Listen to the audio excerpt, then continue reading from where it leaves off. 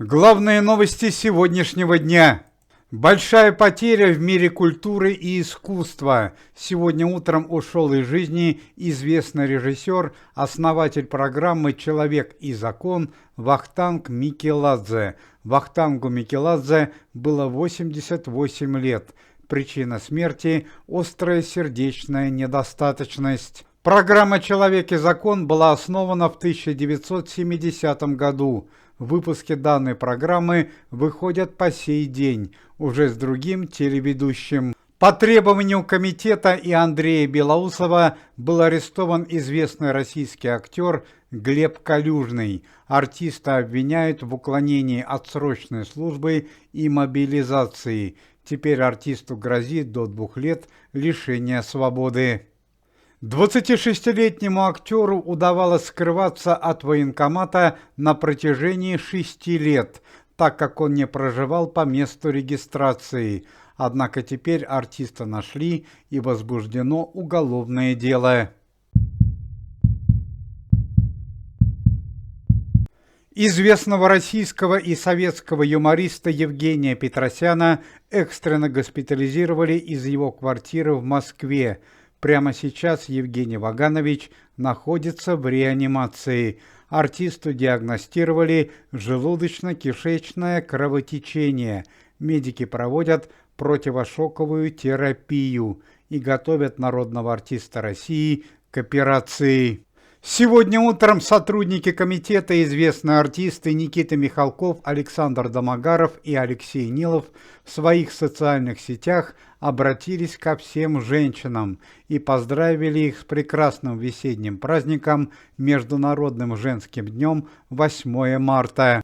Помимо этого поздравления получили и сотрудницы комитета, известные артистки Наталья Варлей, Ирина Муравьева, Вера Алентова, Яна Поплавская, Мария Шукшина, Александра Пахмутова, Ирина Аллегрова. Несколько дней назад бывший министр обороны Сергей Шойгу из статуса завидного холостяка превратился в женатого мужчину. К большому удивлению и неожиданности окружающих, супругой Сергея Шойгу стала российская телеведущая, артистка, певица и бывшая ведущая телепроекта «Дом-2» Ольга Бузова. Зрители с большим стажем могут помнить, что еще год назад Сергей Шойгу официально расстался со своей первой супругой, общественным деятелем Ириной Шойгу, и после этого Сергею Шойгу уже ничего не мешало, чтобы строить свои отношения с Ольгой Бузовой.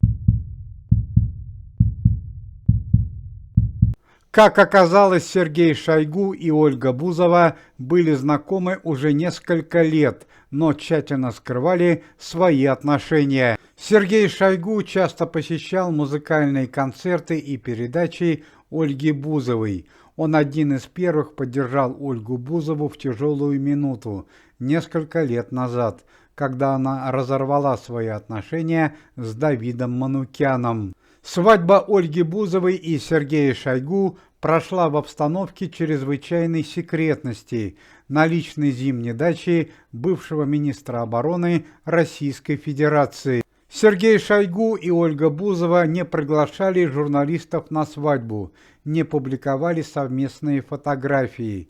Однако одному из журналистов удалось договориться с Ольгой Бузовой и под видом ее друга попасть на свадьбу, в результате чего появилась некоторая информация о праздничном событии. Сергей Шойгу не поскупился на самые дорогие подарки для своей молодой супруги Ольги Бузовой. В частности, он подарил своей жене трехкомнатную квартиру в городе Москве за 24 миллиона рублей, фермерское хозяйство на Алтае, дорогую иномарку Bugatti Veyron стоимостью $2 миллиона, арабского скакуна за $100 тысяч и личный футбольный стадион в Голландии за $17 миллионов.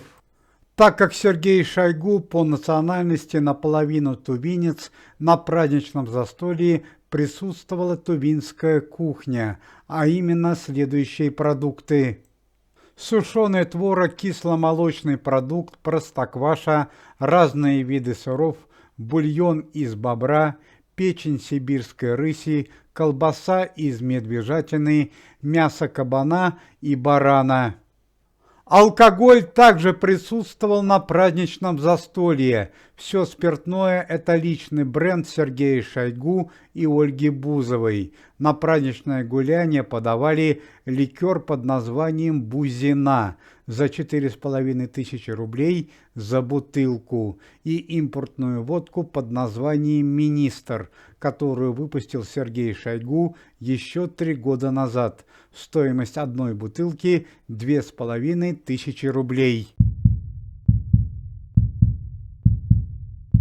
По словам журналиста, который присутствовал на свадьбе, Сергей Шойгу все гуляние был напряженным и даже мрачным. Вполне вероятно, Сергея Шойгу волновала криминальная ситуация вокруг него, ведь комитет Михалкова уже несколько раз возбуждал уголовные дела против Сергея Шойгу. И только при помощи Верховного Главнокомандующего Сергею Шойгу удавалось оставаться на свободе. Однако, как стало известно, была и другая причина. Сергей Шойгу очень боялся ударить лицом в грязь перед своей супругой в первую брачную ночь.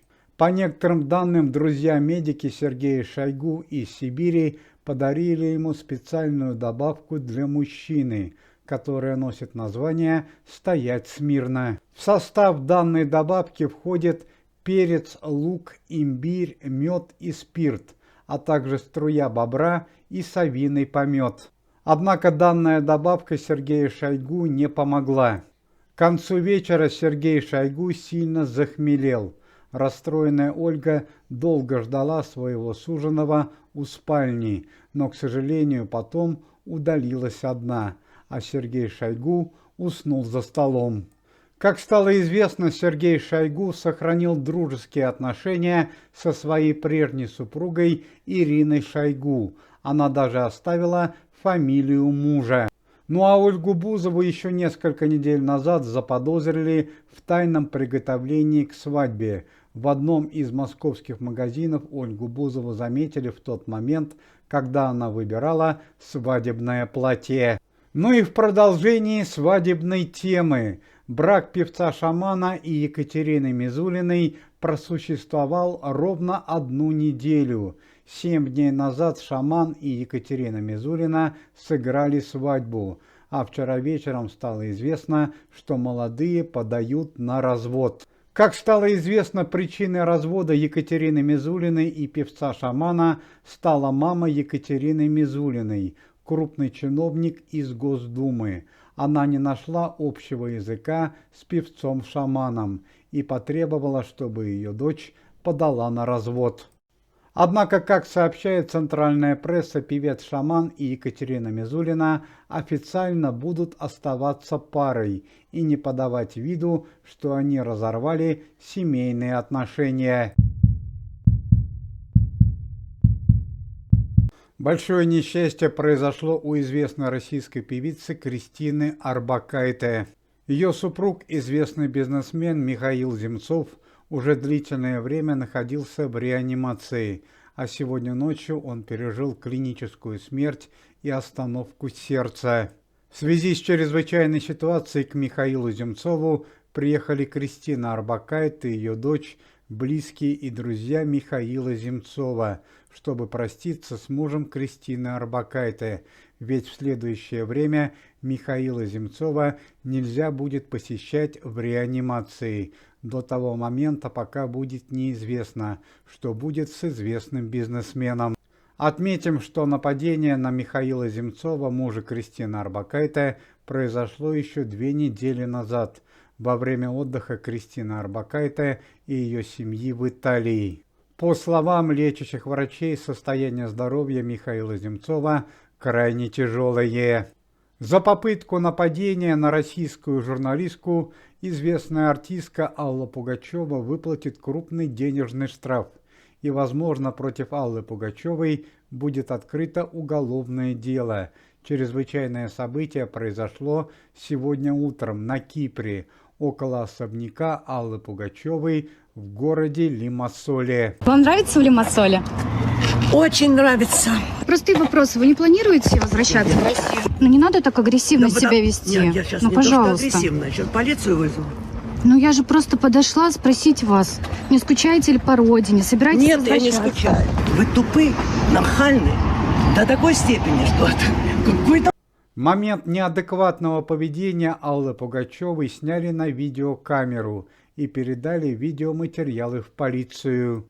Следственный комитет Российской Федерации и прокуратура постановила отправить в камеру временного задержания певца Александра Буйнова, который совершил несколько дней назад дорожно-транспортное происшествие. Стало известно, что пострадавшая скончалась.